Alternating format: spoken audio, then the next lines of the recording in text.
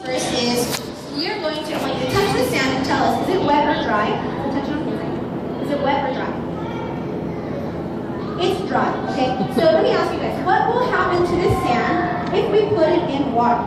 It would get wet. It's not a trick question, I know. What happens in sand when you put it in water? It's gonna clump. What's gonna happen? It gets wet, right? It gets wet and it sticks together and you can make sand castles at the beach. So we're gonna test that to make sure that I'm not lying to you about it, okay? So a couple of ways, we're gonna take this and we're gonna pour it into here. Pour all the sand in. All right. Then we're gonna take a little bit, scoop it out. We're gonna touch this and tell us, is it wet or dry? Wet. It's wet. And I know this sounds really like, Michelle, what are you doing? Okay? We have to do this. This is a scientific method. Is this what we expect to see? Yes. We expect the sand to be wet.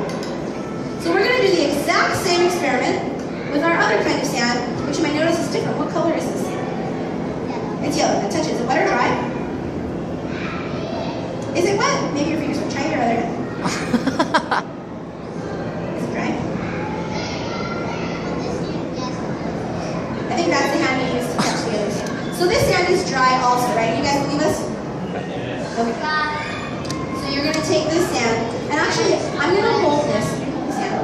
I'm going to move the table so that everyone can see. So go ahead and pour it in. Whoa. Not what we expect. And now we have to test, this is the scientific way. So touch the sand, is it wet or dry? It's wet and dry. So I want you guys to take a look at this, scooping it straight out of the water. Is it wet or dry? Dry. Dry. All right, let's give Kelvin a round of applause.